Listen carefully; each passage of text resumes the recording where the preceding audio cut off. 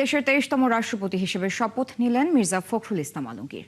সন্ধ্যায় বঙ্গভবনে নবনির্বাচিত রাষ্ট্রপতিকে শপথ পড়ান ভারপ্রাপ্ত স্পিকার ব্যারিস্টার কায়সার কামাল। শপথ গ্রহণের পর শপথ বইয়ে সই করেন মির্জা ফখরুল ইসলাম আলমগীর। বর্তমানে স্পিকার হাফিজ উদ্দিন আহমদ ভারপ্রাপ্ত রাষ্ট্রপতির দায়িত্ব পালন করায় ভারপ্রাপ্ত স্পিকারের শপথ পড়ান। শপথ অনুষ্ঠানে উপস্থিত ছিলেন বিদায়ী রাষ্ট্রপতি প্রধানমন্ত্রী তারেক রহমান, বিরোধী দলীয় নেতা, প্রধান বিচারপতি, মন্ত্রিপরিষদ সদস্য সহ বিশিষ্ট ব্যক্তিরা। শপথ অনুষ্ঠান শেষে নতুন রাষ্ট্রপতিকে সবার পক্ষ থেকে অভিনন্দন জানানো হয়।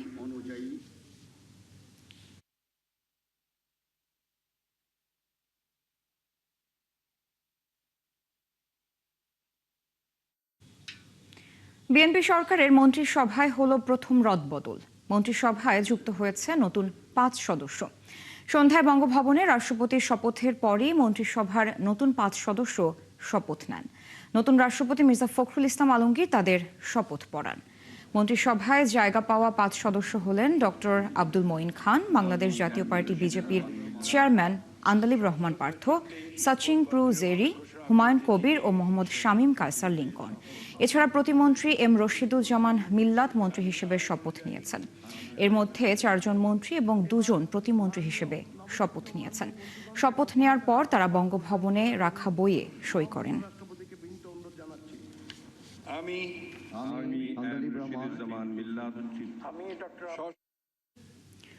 বাংলাদেশের নতুন রাষ্ট্রপতিকে অভিনন্দন জানিয়েছে ভারতের রাষ্ট্রপতি দ্রৌপদী মুর্মু।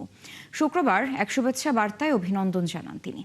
নতুন রাষ্ট্রপতির দীর্ঘ রাজনৈতিক জীবনের অভিজ্ঞতা বাংলাদেশের জনগণের সেবায় নতুন সূচনা করবে বলে আশা প্রকাশ করেন ভারতীয় রাষ্ট্রপতি। দ্রৌপদী মুর্মু উল্লেখ করেন, ভারত ও বাংলাদেশের সম্পর্ক একটি অনন্য বন্ধন যা ইতিহাস, সাংস্কৃতিক ঐতিহ্য এবং বন্ধুত্বের ওপর প্রতিষ্ঠিত। তিনি বলেন, সাম্প্রতিক বছরগুলোতে দুই দেশের সহযোগিতা নানা ক্ষেত্রে বেড়েছে। নতুন রাষ্ট্রপতি দায়িত্ব নেয়ায় দুই দেশের সম্পর্ক আরও শক্তিশালী হবে বলে আশা প্রকাশ করেন তিনি। সবশেষে বাংলাদেশের রাষ্ট্রপতি সুস্বাস্থ্য এবং বাংলাদেশের জনগণের সমৃদ্ধি কামনা করেন ভারতীয় রাষ্ট্রপতি।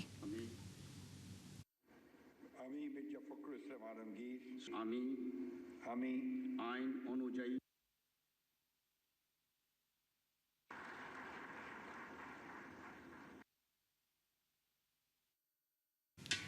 বিএনপির ভারপ্রাপ্ত মহাসচিব হয়েছেন রুহুল কবির রিজভী।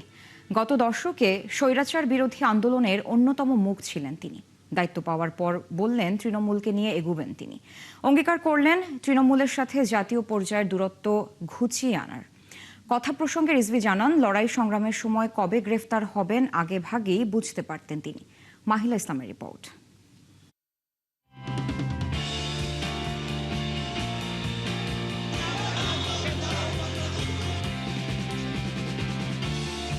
বিএনপির রাজনীতি করি, মানুষের মধ্যে রাজনীতি করি।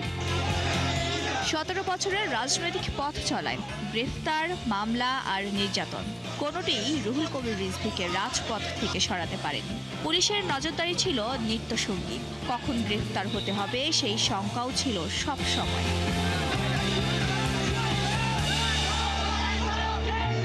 অনেক রাত কেটেছে নয়াপল্টনের দলীয় কার্যালয়ে, বাইরে পুলিশের তৎপরতা, ভেতরে নেতাকর্মীদের সঙ্গে আন্দোলনের পরিকল্পনা। ঘুমহীন সেই রাতগুলো থামাতে পারেনি তার রাজনৈতিক কর্মকাণ্ড।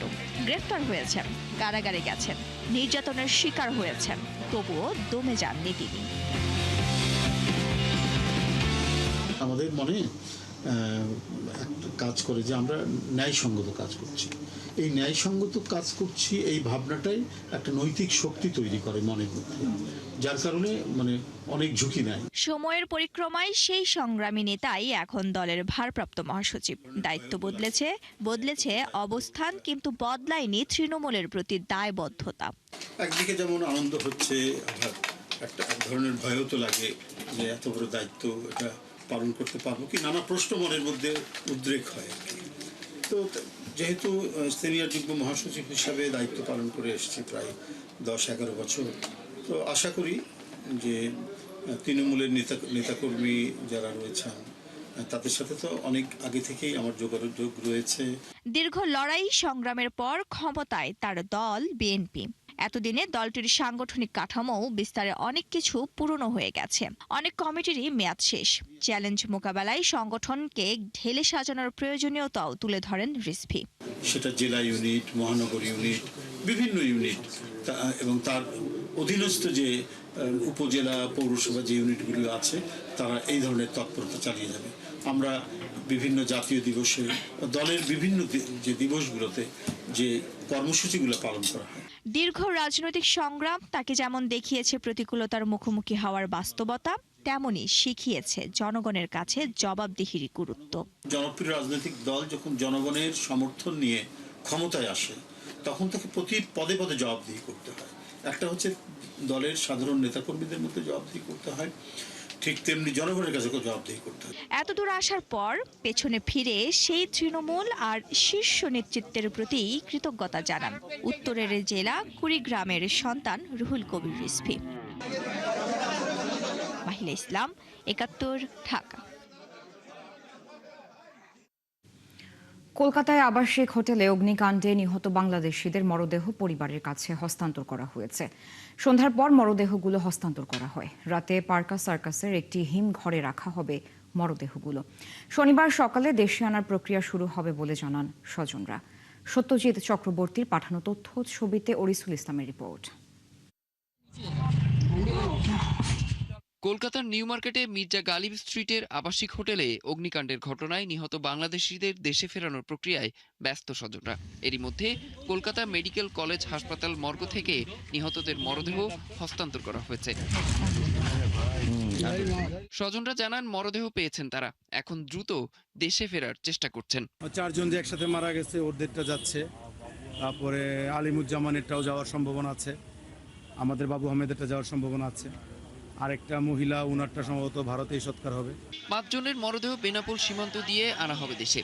আর সাতক্ষীরার বাসিন্দা SM আলিমুজ্জামানের মরদেহ ভোমরা সীমান্ত দিয়ে দেশে ফেরত আনা হবে। তবে সাতক্ষীরার কালীগঞ্জের বাসিন্দা মেপ্তি সরকারের পরিবারের ইচ্ছে অনুযায়ী তার অন্ত্যেষ্টিক্রিয়া কলকাতায় করা হতে পারে।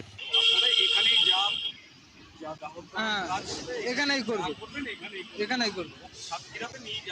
না যাচ্ছে না। আর আপনাদের কোনো অসুবিধা হচ্ছে না? না না, পুলিশি বা হাই কমিশনের সম্পূর্ণ সহযোগিতা আপনারা পাচ্ছেন। এই বিষয়ে বাংলাদেশের ডেপুটি হাই কমিশনার জানিয়েছেন বিষয়টি ঢাকার পররাষ্ট্র মন্ত্রণালয়কে জানানো হবে, সে অনুযায়ী পরবর্তী ব্যবস্থা নেওয়া হবে। এটার জন্য তাদের স্থানীয় কর্তৃপক্ষের অনুমতি প্রয়োজন। আর আমরা ঢাকাকে কিছুক্ষণের মধ্যে জানাবো, যেহেতু আমরা মাত্রই জানতে পারলাম যে তিনি এই আগ্রহ প্রকাশ করেছেন। সো আমরা ঢাকাকে জানাবো, ঢাকা পররাষ্ট্র মন্ত্রণালয়ের নির্দেশনা অনুযায়ী আমরা পরবর্তী ব্যবস্থা নেব। এদিকে কলকাতার নিউ মার্কেট এলাকার আরও 17টি হোটেলকে শোকজ করেছে পশ্চিমবঙ্গের দমকল বাহিনী।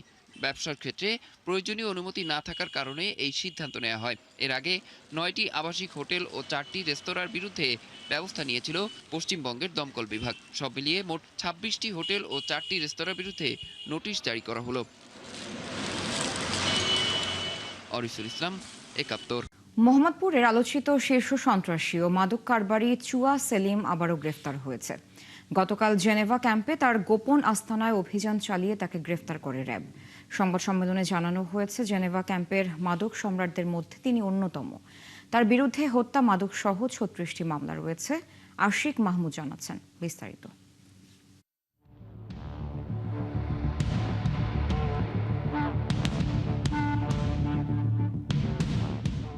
মোহাম্মদপুরের জেনেভা ক্যাম্পে মাদকের হাট বসানো শীর্ষ মাদক কারবারিদের মধ্যে চুয়া সেলিম অন্যতম, যিনি কয়েক মাস আগে জামিনে বেরিয়ে আবারও জেনেভা ক্যাম্পের মাদক কারবারের দখল নিয়েছেন। এই শীর্ষ মাদক কারবারিকে আবারও গ্রেপ্তার করেছে র্যাব। বৃহস্পতিবার সকালে ক্যাম্পে তার গোপন আস্তানায় অভিযান চালিয়ে তাকে গ্রেপ্তার করা হয়। সকালে সংবাদ সম্মেলনে র্যাব জানায়, চুয়া সেলিম শুধু মাদক কারবার না, হত্যা, চাঁদাবাজি থেকে শুরু করে তার বিরুদ্ধে বিভিন্ন থানায় অন্তত 36টি মামলা রয়েছে। বিশেষ অভিযান পরিচালনা করে জেনেভা ক্যাম্পের গোপন স্থান হতে মোহাম্মদ সেলিম আশরাফিকে একটি 7.65 বিদেশি পিস্তল, 2 রাউন্ড তাজা গুলি ও 110 গ্রাম হেরোইন সহ গ্রেপ্তার করে।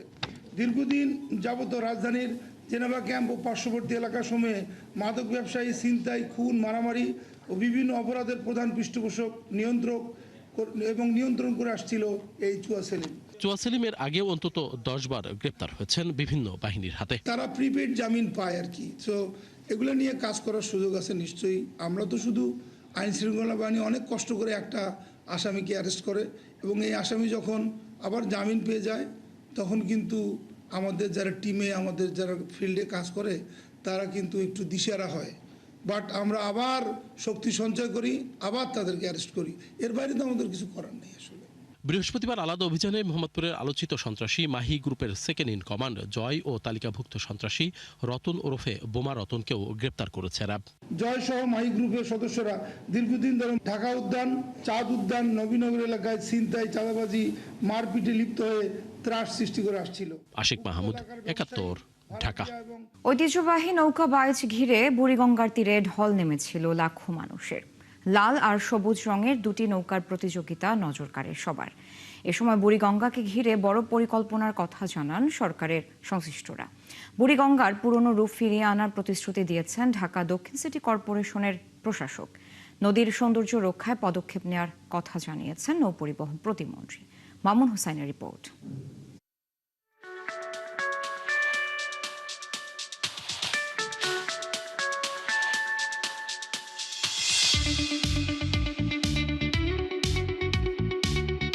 খোলামোড়া ঘাট থেকে ওয়াইজ ঘাট দীর্ঘ ৫ কিলোমিটারের পথ। নদী জুড়ে তখন নৌকার হাড্ডাহাড্ডি লড়াই, বৈঠার শব্দে মুখরিত চারপাশ। ঢাকা দক্ষিণ সিটি কর্পোরেশনের আয়োজনে হৃদয়ে ঢাকা ৪১৬ উৎসবের অংশ হিসেবে এই নৌকা বাইচের আয়োজন করা হয়, যা দেখতে বুড়িগঙ্গার দুপারে মানুষের ঢল নামে। ছুটির দিন হওয়ায় দূর দূরান্ত থেকে এসেছেন দর্শনার্থীরা। অনেকেই বলছেন বুড়িগঙ্গার তীরে এমন লোক সমাগম শেষ কবে দেখা গেছে তা মনে করা কঠিন। ঢাকায় থাকি আর ঢাকায় হচ্ছে আমাদের একটা অন্যরকম আনন্দ। আসলে বাড়িতে যে সবসময় দেখা হয় না, তো ওই জন্য আমরা সবাই খুব খুশি। প্রতি বছর যদি এরকম নৌকা বাইচের একটা আয়োজন করে খুব ভালো হবে, আর মানুষজন খুব অনেক লোক হয়েছে, খুব ভালো লাগতেছে। প্রতিযোগিতা শুরু হয়েছে তো, আর আমার নৌকা আমি কয়েক বছর বাইতেছি, এবছর আবার নতুন করে তৈরি করে আনছি, আর আগে তো আমরা বিনা পয়সায় পাই যেতাম। আয়োজকরা জানান ঢাকার হারানো ঐতিহ্য ফিরিয়ে আনতেই এই বিশেষ উদ্যোগ। হৃদয়ে ধারণ করার জন্য, ঢাকাকে দেখার জন্য, ঢাকাকে উপলব্ধি করার জন্য, এই ঢাকাকে মানুষের হৃদয়ে স্থান দেওয়ার জন্য এই সবটা আমরা প্রতি বছর করব। নৌ পরিবহন মন্ত্রী শেখ রবিউল আলম জানান, নদীর সৌন্দর্য রক্ষায় কোনো আপোষ করা হবে না, কোনো অজুহাতে বুড়িগঙ্গার রূপ নষ্ট হতে দেওয়া হবে না বলেও জানান মন্ত্রী। কোনো দুর্বৃত্তায়ন, নদী দখল, নদীর সৌন্দর্য নষ্ট, কোন শিল্প গোষ্ঠী বলেন, এলাকার আধিপত্য বলেন, কর্তৃত্ববাদী গোষ্ঠী বলেন, সৌন্দর্য নষ্ট করতে দেওয়া যাবে না, দেওয়া হবে না। বিকেলের পরন্ত রোদে বুড়িগঙ্গার বুকে এমন উৎসবের আমেজ সত্যিই দুর্লভ। সেকালের সেই নদী, সেই বৈঠা আর মানুষের উচ্ছ্বাস হয়তো অনেকটাই বদলে গেছে, কিন্তু এখনো যখন নদীর বুকে একসঙ্গে ছুটে চলে নৌকা, তখন বৈঠার প্রতিটি আঘাতে ফিরে আসে বাংলার সেই পুরনো গল্প। ঐতিহ্যের এই খেলাকে বাঁচিয়ে রাখতে বাইচালদের বৈঠার পাশাপাশি প্রয়োজন একটু সচেতনতা এবং সহযোগিতা। বুড়িগঙ্গার নদীর পাড় থেকে মামুন হুসাইন, ৭১, ঢাকা। চলছে সংবাদ সংযোগ। সরাসরি সংবাদ অনুষ্ঠান দেখতে চোখ রাখুন ৭১ ফেসবুক পেজ এবং সাবস্ক্রাইব করুন ৭১ ইউটিউব চ্যানেল। থাকুন ৭১-এর সাথে।